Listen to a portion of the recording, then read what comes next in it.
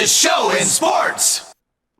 Tom Brady is a legacy football player, one of the best players to ever get on the field in the National Football League.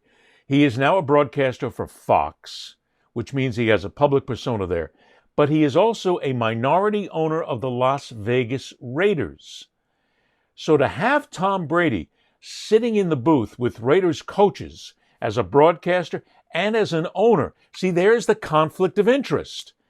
And Antonio Pierce was the coach of the Raiders for one season, and he sucked. He was awful. That team went 3-14, and there's no doubt he was going to get fired. So it is just possible that when Pierce pisses and moans about the Raiders, he's got an axe to grind.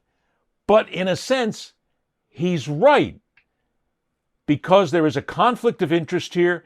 And if you think Tom Brady is not sharing along the line, look, he gets to interview the coaches. He gets to get close to the players. He has all this inside information that's available to him. Guess what? You really don't think he's not sharing it with the Raiders, the team that he has a financial stake in? Come on, people. Wake up. Pierce, for one, Pierce might be blowing smoke here when he appeared on Mad Dog Radio on Sirius XM, but in essence, he's right. Tom Brady is the elite of elite, one of the greatest quarterbacks, one of the greatest players in the game. Played against him, obviously. Student of the game. It's not hard for him to watch a few things on a Friday practice or hear things in a production meeting and be like, and have tidbits. And you'd be foolish enough to think that he's not going to share that with the Raiders. Because we had those conversations about certain things, right? And he was very informative about things that he knew or he felt. And that's why you bring in a guy like Tom Brady into your organization to be a minority owner, because he gives you those aspects and different insights that some people can't give you. So how I would take it, I would be nervous. I think I'd be tight-lipped, which I think most head coaches are when they go in production meetings. They watch it.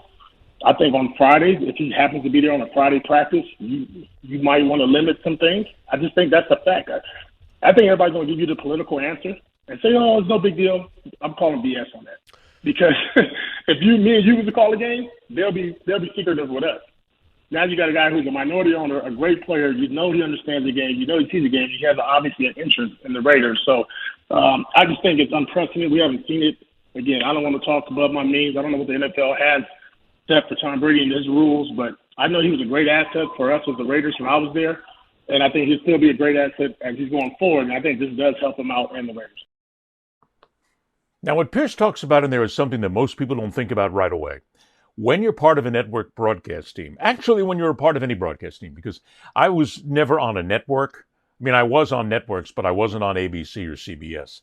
And I was the part of play-by-play teams. I was the play-by-play guy for college baseball, college football, NFL football, hockey.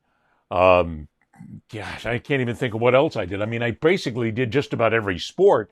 And when you're part of that broadcast team, you do meet with the coaches either the week prior, the days before, or the day before the game, or sometime. But you talk to the coaches and you get some of the insight. The coaches there will give you some information that they normally wouldn't give anybody else, because it's given to you so you can properly call the game. That's what the production meeting is about, where you can ask about certain players, injuries of certain players, different strategies, what you do, and it's a great chance just to tell stories and get to know the coaches. But these production meetings are held all the time. Tom Brady is in those production meetings, and he is meeting with the head coaches of the teams that he is going to call that week. If I'm an NFL head coach, and again, there's not much of the paranoia that we think about right away, but it is something to be said. If I'm sitting across the table from Tom Brady, Brady's doing the game this week, and I also know that he's a minority owner of the Las Vegas Raiders, and he has the opportunity and the wherewithal to be part of that franchise from an ownership standpoint, do you really think I'm going to give him anything? There are things I'm going to keep from him. I don't want to slip up and give him something that he is going to turn over to the Raiders if I'm playing the Raiders that season, sometime that season, that could give them an edge. Now, and again, Pierce is right about one thing. You can say the politically correct thing and say that Tom Brady's a professional. He would never tell anybody anything.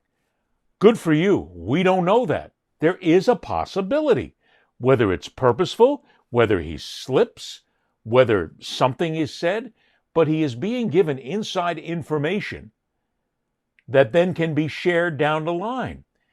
And the National Football League is derelict in their duty with this because he is an owner. Regardless that he's minority, he is still an owner. He has a financial stake in the Las Vegas Raiders.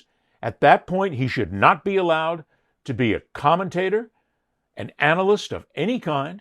They should immediately cancel the Fox contract, take him off the air. It's a conflict of interest. Now, they won't. Of course, I'm blowing smoke because all I'm doing is pointing out what should happen, and it's not going to happen because the National Football League certainly doesn't want to piss off Fox because Fox makes them billions and jillions and trillions of dollars every single year on the broadcast contracts. So they're not going to get them upset. And they're also not going to get involved because Tom Brady is Tom Brady. He's the guy that brings credibility to it. Look, the fact that he may be a minority owner and he may be sharing some things here and there says one thing, but he is still Tom Brady and he's still a draw. And the NFL wants that on their games because they want you to watch and they want to make money and they want the sponsors to be happy. But in essence of fact, Brady does not belong in the broadcast booth if he's going to be a minority owner. Now, if you take his minority owner stake and you suspend it, it doesn't make a difference. He's still going to get paid. He's still going to profit from it. He has to divest himself of his Raiders minority ownership. And this is nothing against the Raiders.